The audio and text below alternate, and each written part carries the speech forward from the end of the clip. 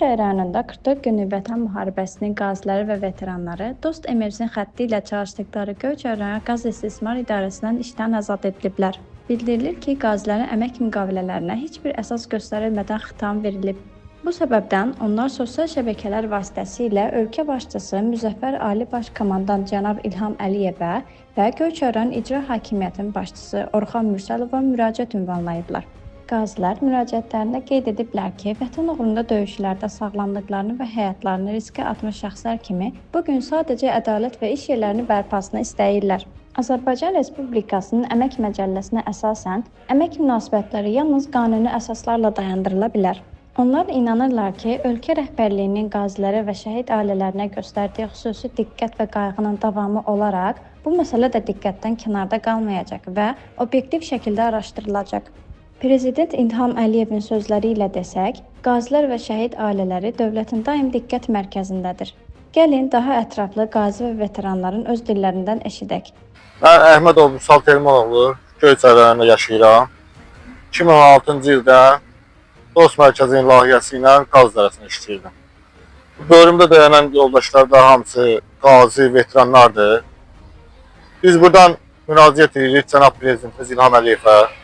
Dönə-dönə xahiş edirik. Bizi işimizə xitam veriblər Dost layihəsindən. Zəfər günümüzə 2 gün qalmış. Və burada olan oğlanlar hamısı da veteranlardır.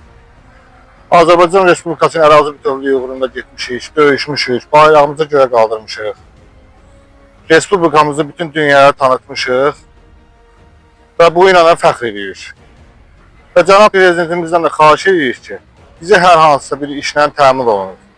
İşdən çıxmışıq, işsiz qalmışıq. Hamımız ailə başçılarıyıq. Yeni təyin olunan Göyçay icra başçısı Orxan Mürsəlov da təbrik edirik. Göyçayımıza xoş gəlib. Allah işinə van biləsin. Göyçay veteranlar adından xahiş edirik cənab başçımızdan ki, bizi belə hansısa bir işlə təmin edəsin. Biz yəni demirik ki, biz Dost layihəsinə tərdən qaydaq, həmin işlə təmin olunaq. Amma rayonda hər hansısa bir işlə bir təmin olunaq. Bir veteran kimi xahiş edirəm, qazilərin adından hamısının, yəni hamımız xahiş edirik ki, biz də bir ailə başçısıyıq, biz işlə təmin olunaq, işləyək. Yəni, belə deyək də, bu günlərəm biz Qarabağ bütövlüyü uğrunda döyüşə getmişik ona görə ki, bizim rahat yaşayaq. Mən Məmmədov İlker Vüqaroğlu, Göyçay şəhərində yaşayıram. 2-ci Qarabağ müharibəsinin 3-cü qrup 50 Füzulidən Şuşaya qədər döyüşən insanam.